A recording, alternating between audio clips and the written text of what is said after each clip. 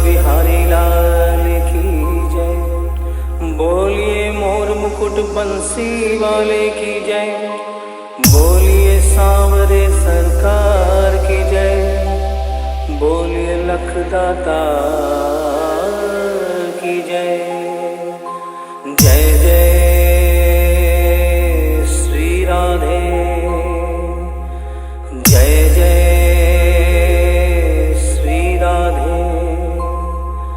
जय जय श्री राधे। बोलिए वृंदावन बिहारी लाल की जय।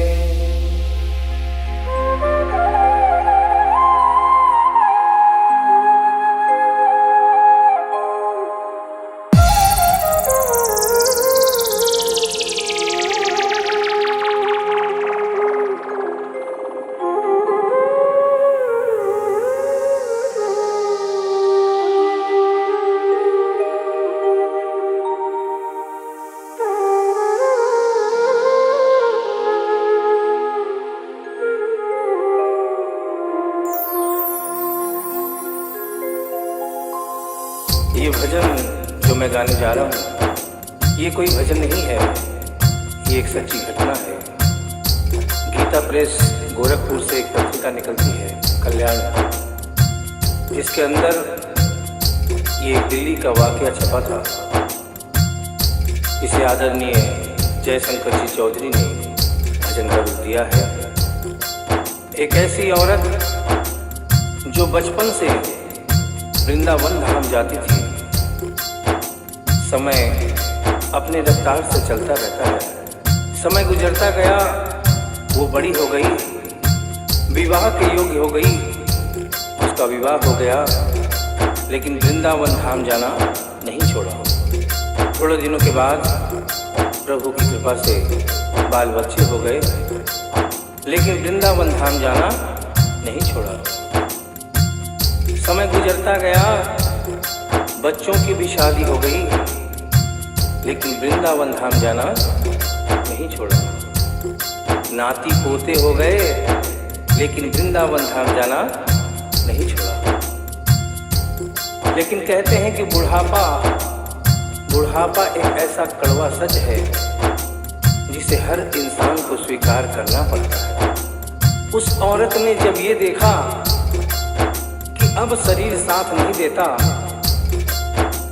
अंतिम बार वृंदावन धाम गई और वहां से कन्हैया की एक पीतल की मूर्ति खरीदकर अपने साथ अपने घर ले आई और बड़े प्यार से उसकी सेवा करने लगी। तो आइए उस औरत की जिंदगी में वो कौन सा वाकया हुआ, वो कौन सी घटना हुई, इस भजन के माध्यम से बता रहा हूँ।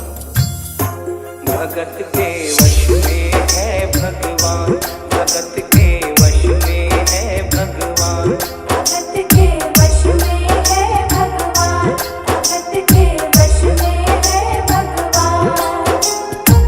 भक्त बिना ये कुछ भी नहीं है, भक्त बिना ये कुछ भी नहीं है, भक्त है इसकी जान। भगत के वश में है भगवान, भगत के वश में है भगवान, भगत के वश में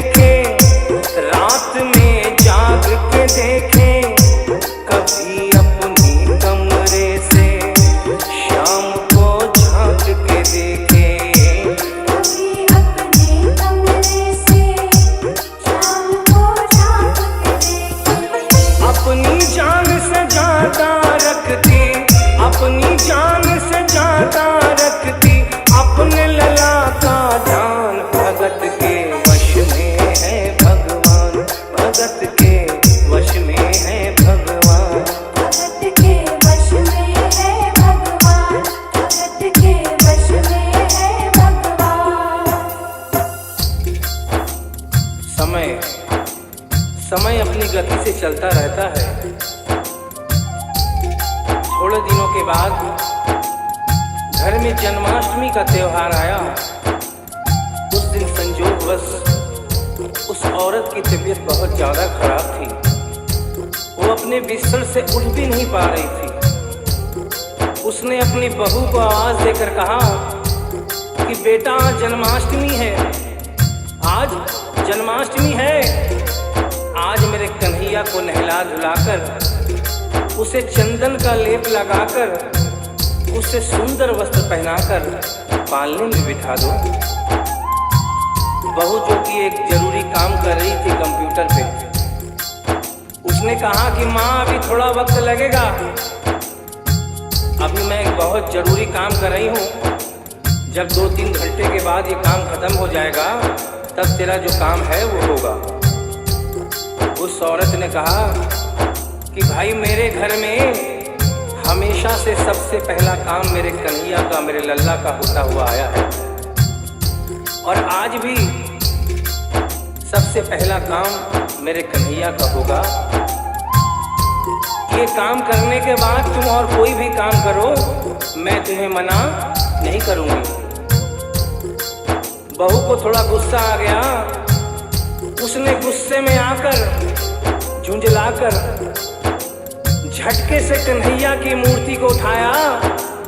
मूर्ति हाथ से गिर गई, और जो ही मूर्ति हाथ से गिरी, उस औरत के दिल से आवाज आई, वो लल्ला लल्ला पुकारे, हाय क्या जुल्म हुआ रे, बुढ़ापा बिगड़ गया जी, लाल मेरा कैसे गिरा रे। बुढ़ापा बिगड़ गया जी, लाल मेरा कैसे गिरा रे। और अपने बेटे को बुलाती है और कहती है क्या,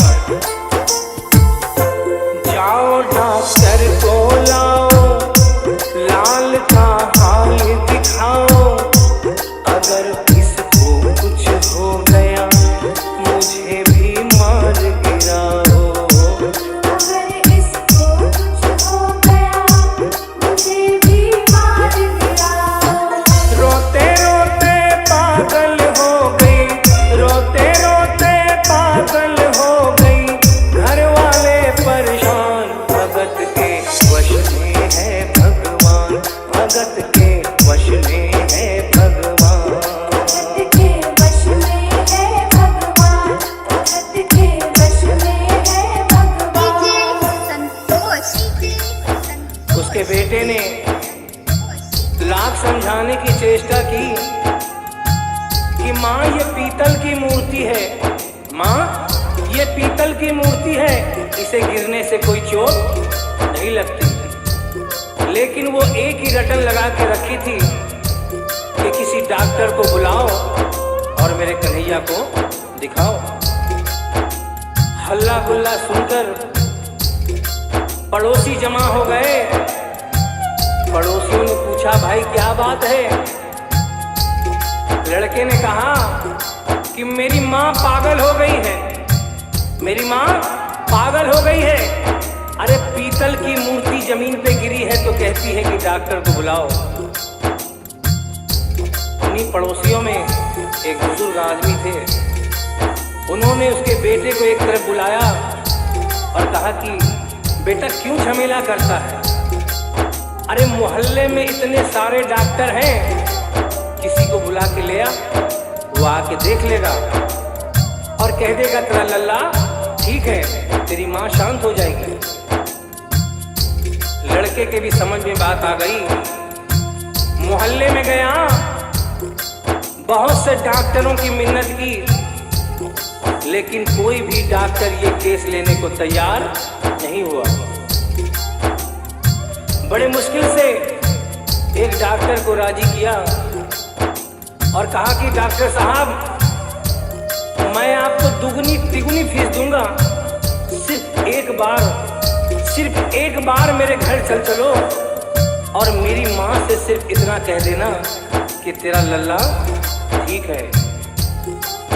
डॉक्टर भी लालच में आ गया, अपना ब्रीफ केस उठाया और उसके साथ उसके घर चला गया।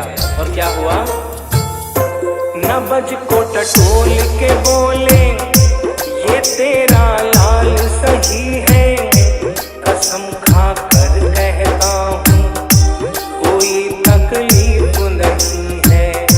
वो माथा देख के बोले, ये तेरा लाल सही है, माई चिंता मत करियो कोई तकलीफ नहीं है, माई चिंता मत करियो कोई तकलीफ नहीं है। लेकिन उस बुढ़िया माई को तसल्ली नहीं हुई। उन्होंने कहा, अरे डॉक्टर, ये तू कैसा चेकअप कर रहा है? अरे अपना ब्रीफ केस खोल और उसमें से वो मशीन निकाल जो ऐसे कान में लगा के सीने पे लगा के देखता है ना, उससे मेरे कन्हैया की जांच कर। डॉक्टर बेचारा क्या करता, अपना ब्रीफ केस खोला, अपना आला निकाला, एक सिरा अपने कान पे लगाया और दूसरा सिरा कन्हैया के सीने पे रख दिया। और क्या हुआ? जो ही सीने से लगाया, पसीना जम कर आया, उसने कई बार लगाया और डॉक्टर चकराया, उसने कई बार लगाया और डॉक्टर चकराया। धड़क रहा सीना लल्ला का, धड़क रहा सीना लल्ला का, मूर्ति में थे प्राण, भगत के वश में है भगवान, भगत के वश में है भगवान। भगत के वश में है भगवान, भगत के वश में है भगवान। संतोष बरियारपुर।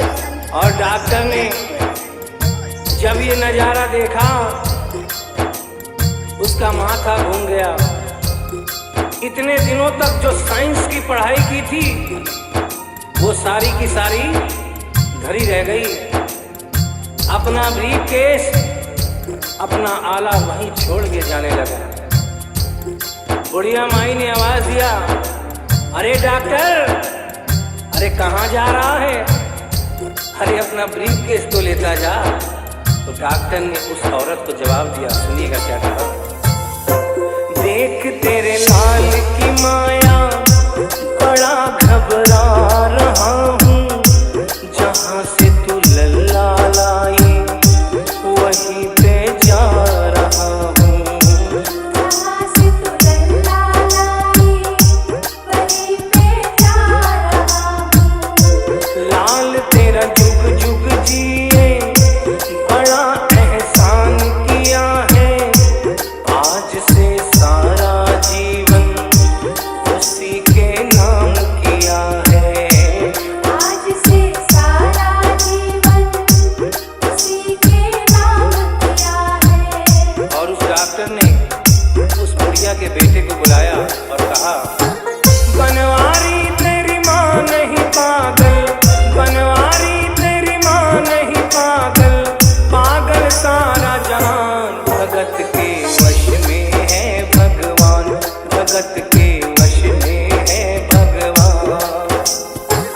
भक्त बिना ये कुछ भी नहीं है, भक्त बिना ये कुछ भी नहीं है, भक्त है इसकी जान, भगत के वश में है भगवान, भगत के वश में है भगवान। भगत के वश में है भगवान, भगत के वश में है भगवान। बोलिए वृंदावन बिहारी लाल की जय, बोलिए मोर मुकुट बंसी वाले की जय, बोलिए सांवरे